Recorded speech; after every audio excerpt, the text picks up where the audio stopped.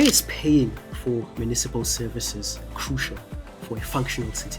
Well, it's very important for customers to pay for services because municipalities, about 79% of the budget of municipalities is drawn from collection of revenue. How can local governments begin to foster a culture of payment as well as responsible citizenship?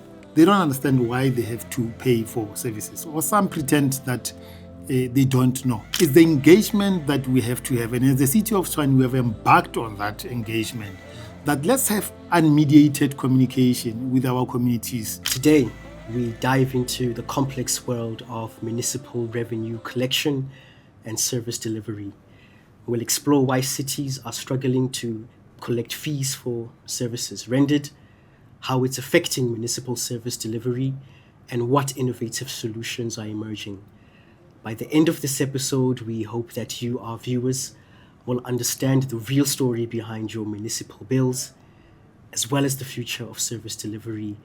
And here with us to talk more on this is the spokesperson for Tshwane Metro Municipality, Mr. Selby Bogaba. Sir, thank you for joining the discussion. Good day, and thanks for having us. Great. Now, why is paying for municipal services crucial for a functional city? Well, it's very important for customers to pay for services because municipalities, about 79% of the budget of municipalities is drawn from collection of revenue. It's important for our residents to have access to electricity because we buy electricity from Eskom. It's important that they get water. That water doesn't come for free. 78% of the water that we get, we source from rainwater. It means we have to pay rainwater.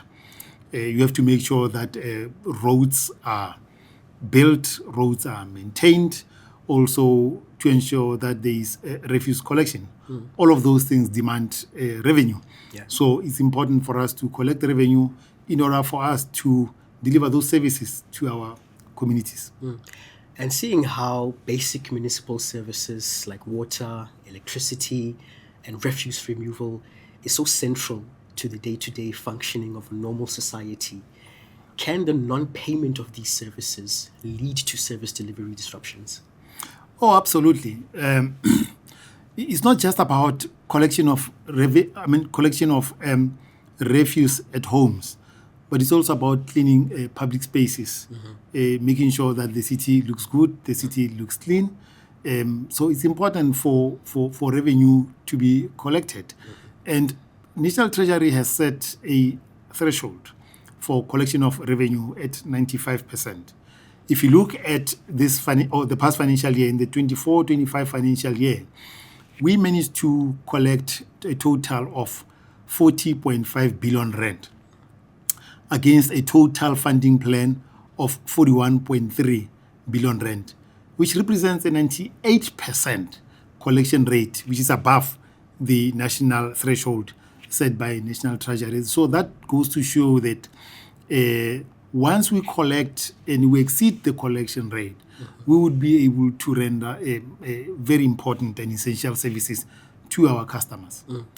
And in terms of the revenue or monies collected for municipal services rendered, where does that money go? The money goes to various things. One is that you have to pay salaries of employees we got to be paid. But the bulk of that money goes towards services. Electricity, you have to make sure that the substations are maintained, the substations are functioning effectively. You have to make sure that there's provision of water, and provision of water is not just about giving water. It's to make sure that also the reservoirs are maintained adequately and regularly. And sometimes we do have challenges like a burst pipe or rainwater informing us they're going to conduct maintenance. That means that we have to dispatch water tankers. And those water tankers are there as a relief measure because of the problems of our source of water supply, which is rainwater. So, and you have to pay those service providers. You have to make sure that there's refuse collection. Our employees collect refuse at businesses, but for residential, we outsource. And that is why you never hear people of Tshwane complaining about non-collection of refuse. We do that regularly. We have to make sure that there's street lighting so that people can walk at night without fear of being marked. We have to make sure that grass is cut, there are no weeds. So it's quite a bouquet of services that we provide without adequate funding or adequate collection of revenue. We won't be able to fulfill those obligations. And drawing from your experience in Tshwane Metro Municipality, how can local governments begin to foster a culture of payment as well as responsible citizenship? I think the important thing is to talk to our customers. People don't understand why they have to pay, or customers, they don't understand why they have to pay for services, or some pretend that they don't know. But, our people have their own list of priorities. You got to make sure that you pay your DSTV subscription. You make sure that you have your data or airtime for your phone. And you know that if you don't buy data, you won't be able to access certain things on your phone. You know that you won't be able to watch your favorite television show or soapy on multi-choice. So it's the engagement that we have to have. And as the City of Tshwane, we have embarked on that engagement, that let's have unmediated communication with our communities, conscientize them about the importance of payment of services. And what does that money do for them? Because someone just sees a road being cleaned or somebody cutting overgrown grass. They don't understand what does that money do for us. Yeah. And so we've engaged them through that program. We called it the Imbizo. And people now begin to appreciate. And some of them actually considered that we didn't know that actually the money that we're paying for you is meant for us, because it's meant to improve their services, to improve their conditions. And we've made great strides in terms of that engagement. Often we talk to our communities via the media. And you don't have that two-way engagement. Because for you to engage with the municipality, if a mayor or an MMC is on radio or television, you have to make a call, which is costly. So we come to you and we explain to you. And with IDP, for instance, we go to our communities and we say, this is the budget for IDP. These are the things that you said you want us to do for you. And for us to be able to do this thing, we require budget. This is the projected budget. And people begin to say, no. And I was part of that engagement. For instance, I was deployed to Mabopane in May. And during that IDP discussion, and somebody was telling me, but why must I pay? Because I haven't got this or that service. And I said, if you pay, then it means that this service will be delivered to you. And that actually segues into my next question. With regard to a popular campaign that has been running in the Metro Tshwane ya Dima. Can you please take us through this campaign? What is it about, and what are the aims and objectives of this campaign? Tshwane ya Dima was conceptualized in 2022, but I think I need to take one step back. You see what we did in Tshwane, we started in 2020 during COVID. And we said many people are losing their jobs and there are challenges with COVID. If customers don't pay for their services, by the time COVID is gone, their municipal bills would have tripled. So we said, let's come up with a relief and incentive package to make sure that our customers keep their accounts up to date, which we did in 2020, and it yielded some positive results.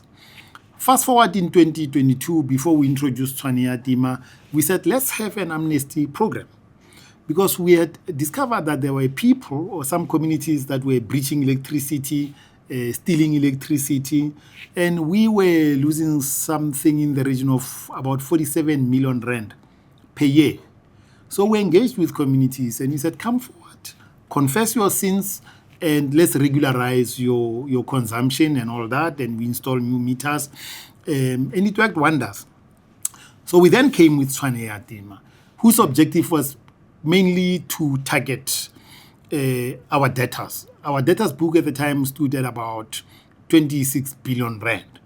And we embarked on this campaign to disconnect. Firstly, before we started with the disconnection, we issued statements, we appealed to business customers, government customers, and residential customers, including our own employees.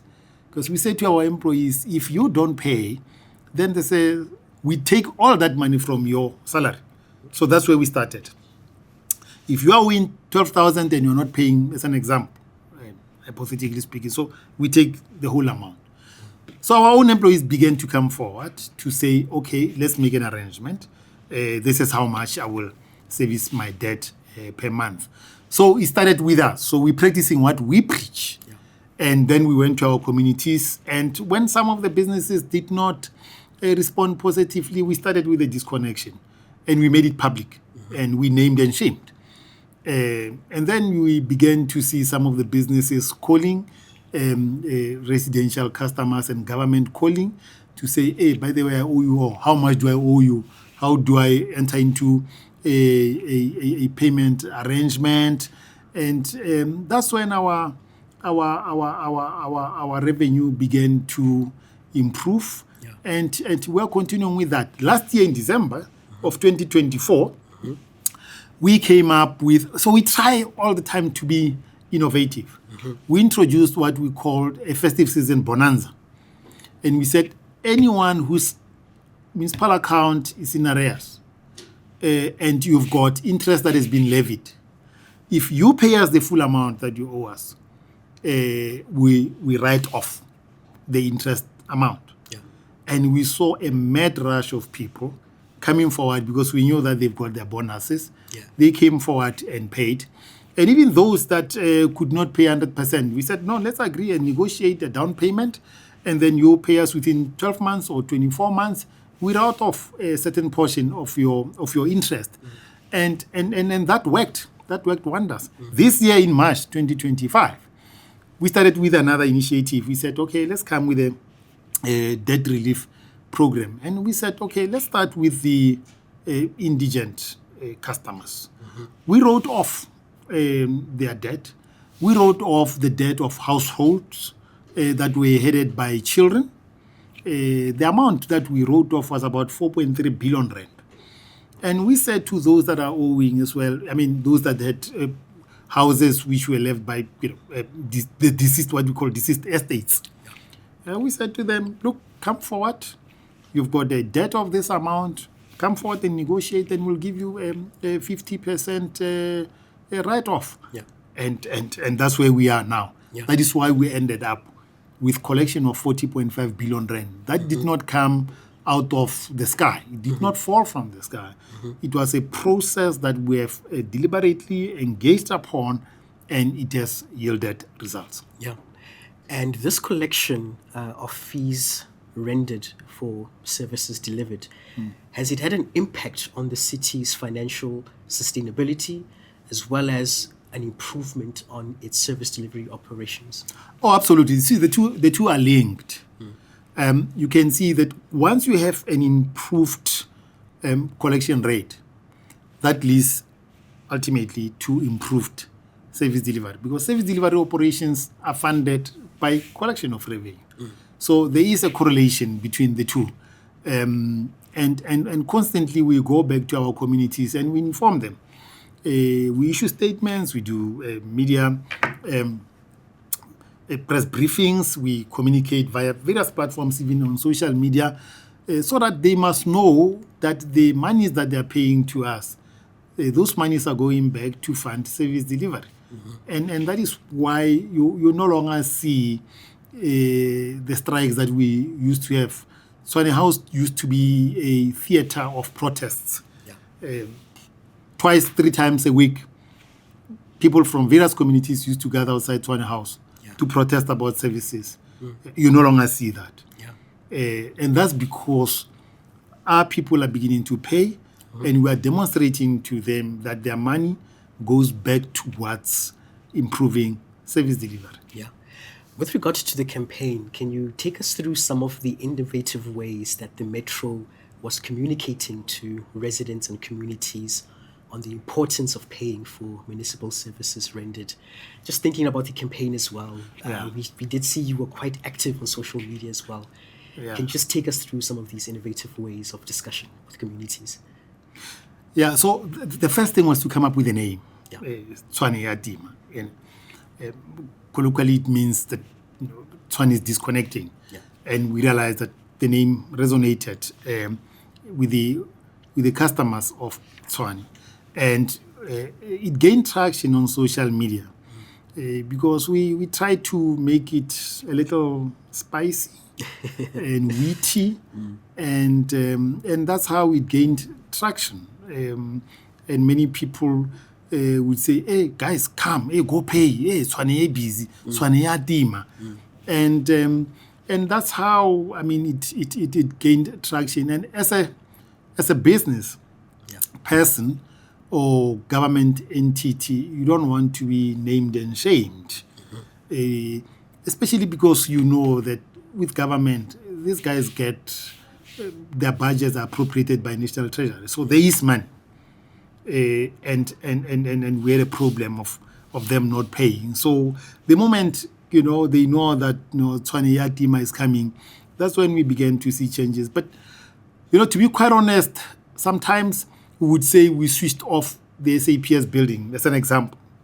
But you'd find that the problem is not necessarily government. Government is leasing that building.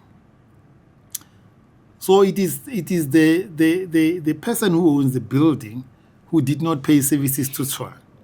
The government department would have paid the building owner, but the building owner does not pay. And sometimes we don't know. We just know that this is an SAPS building or a Home Affairs building, which we go and disconnect. And we, government departments would come to us and say, "But guys, you know what? You've ruined our reputation by saying we owe you when we're not the ones that owe you. It's actually the owner of the building. But the building outside is not written Bonor. It's written SAPS. Yeah. It's written Navy. It's written Department of Education. So we wouldn't know that this building is not owned by the department. We know that this is the HQ of this government department.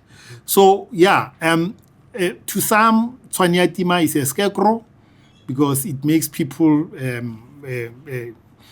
jittery. It makes people jump out of their chairs to make sure that they pay for their services. But hey, it works. And seeing how this campaign has had a positive impact on the municipalities' revenue collection efforts, what's next for Tshwane ya Dima? Tshwane ya Dima will continue. If you look at for this 24-25 financial year, we exceeded our MTREF budgeted billing of 38.3 billion by 2.1. We exceeded that by 2.1. That's actual payment received, and that enabled us to make sure that our debtors book does not increase. We still maintained it at 26 billion, which is still a lot. However, our intention is for the 25-26 financial year to drastically reduce that 26 billion rand debtors book. But for us, what gives us some comfort is that the debtors book did not increase. Yeah. We managed to maintain it, and we will continue with Tshwane ya Dima. Our message to our communities is that we understand that there are people that have lost jobs. The economy is struggling. But, you go to certain communities. You go to certain communities where people are drinking from Monday to Monday. I don't want to mention those communities, but you go 10 in the morning, pubs are full. Yeah. So it means that there is money. There is some money. So for those that cannot pay, we cushion them. through the bouquet of services that we offer to the indigent and to the elderly and the pensioners. Tshwane, I think, is the only municipality that offers more free basic services than other municipalities. The national threshold, for instance, for electricity, we offer 100 kilowatts, free basic services. Others offer 50. Water and sanitation, we offer 12%. Others offer 6%. So we will continue to cushion the poor and the unemployed. But for those that cannot afford to pay, we ask them to come forward, make a payment arrangement, or present their story to us. And there's a committee that is there that looks at all of these things, and we go and do our inspection, and we say, but genuinely Bonolo cannot afford to pay. And we make a plan on how best can we make sure that Bonolo continues to receive services even though he is unable to pay, because we understand the economic situation of the country and we understand economic circumstances of individuals. Yeah. As a final note, what is the city's overarching message to its residents and communities on the importance of paying for their municipal bills?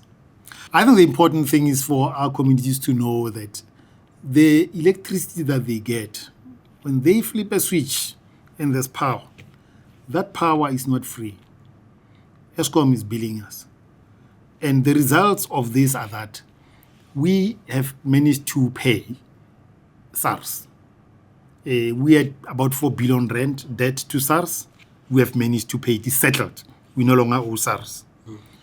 Our rainwater account is up to date. We continue to pay Eskom. Our payment arrangement is continuing. And we also make sure that we pay the current account. So we've got a payment plan of 5 years with Eskom. We used to owe them over 6 billion rand. We have now reduced that within about 6 months or so. We managed to reduce our debt to about 5 billion. So the current account we pay, we continue to service the payment arrangement with Eskom. So people can see that the monies that we're collecting from them, this revenue goes towards services. We have paid majority of our creditors. We no longer owe them. Service providers, we pay them. So the message is simple and clear. Pay for the services. We have to pay Eskom for the power that they provide to us.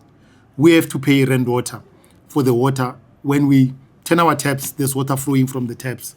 That water comes from rainwater. It means we have to pay them. So they give us electricity, Eskom. Rainwater gives us water. At the end of the month, they invoice us. And that invoice has to be serviced. And for our communities to get much more improved services, if in the 24-25 financial year we're able to collect 98%, which is above the threshold of Eskom, set by National Treasury. If we get to 100% or above 100% of collection, now you can imagine that there's no street that will not have lighting. They will be illuminated. There's no road that will be undrivable or for people not being unable to walk on that road. We'll build new roads. We'll maintain existing roads. We'll be able to maintain and build new reservoirs for the provision of water. We'll be able to maintain as well as build new substations and refurbish the existing substations for provision of electricity. So it's quite a bouquet of things that if an area has got one substation, if you pay more for the services and you pay regularly, you pay on time, we build another substation.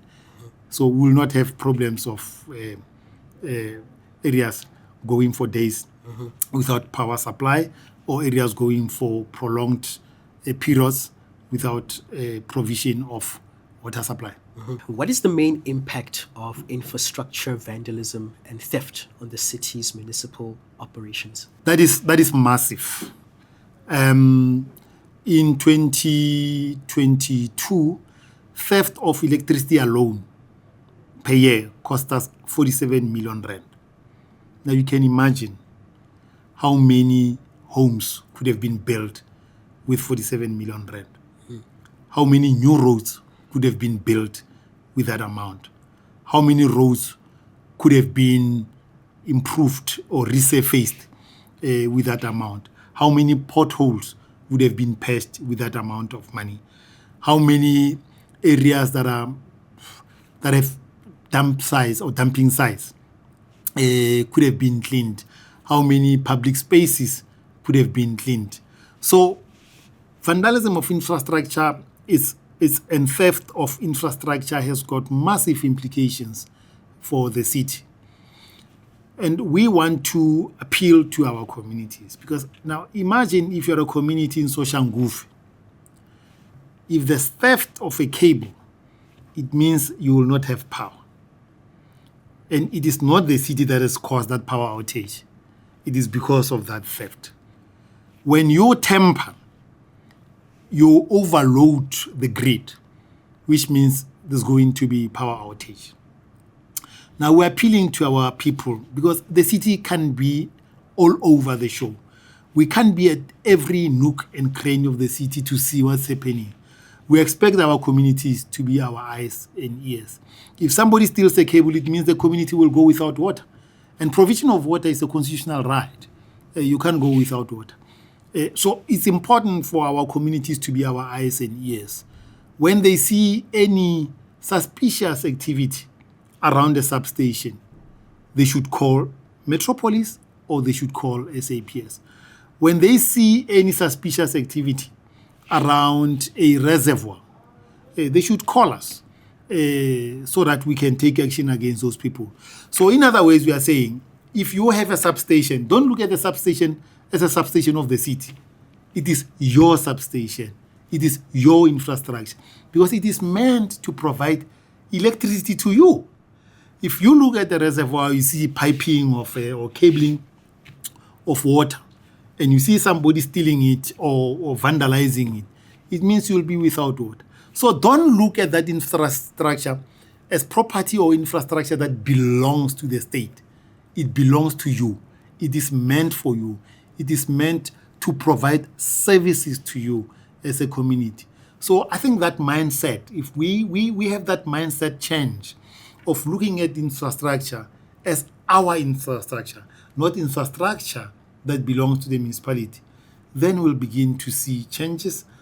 People will begin to come forward and inform us about the people who are responsible for theft and for infrastructure vandalism. Metropolis, they've got a specialized unit. We have arrested quite a number of people. There are people that have been convicted for vandalism of infrastructure and for theft. But also importantly, the issue of tampering, bridging. Because when you bridge, it means then you are affecting the wiring and the cabling, and then the grid will react, and there'll be no power. And then you hear calls to radio stations. No, we don't have power. The city is useless. The city is not assisting us. When it is not the city, people know who are the people who are tampering. And tampering is theft. It's a criminal offense. So the moment we become aware that you're doing this, you will be arrested.